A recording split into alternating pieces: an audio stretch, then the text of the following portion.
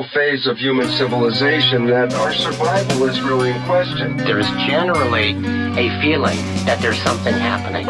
People have been exposed, of course, to the whole concept of peak oil, to climate change, to population explosion. The doomsday clock keeps moving closer.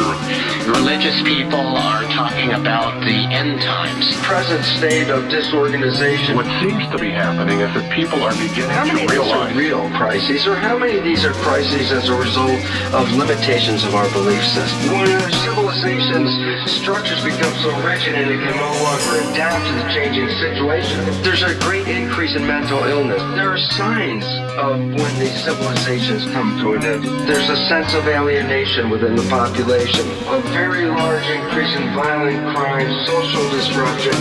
Some of the beliefs that we have bought into affect the entire population. and surprisingly, an interest in religious cultism as societies Start to begin to disintegrate. These weapons of mass distraction, which are now falling apart as we're seeing lives being exposed time and time again, every day, every week. What they've been distracting us from is our true power, the true nature of human nature, our power to evolve, our power to become selves in the organism called humanity. And there's the exciting Story of our own power to evolve. our own true nature and our own evolutionary destiny. Medicine started out as a healing art to help others.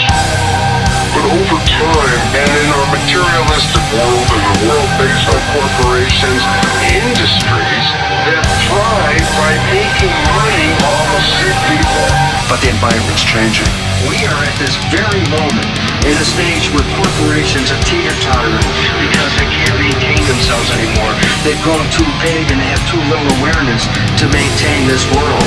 And while they're doing their destruction of the planet, a new series of people are coming out of the old, just like we talked about the imaginal cells.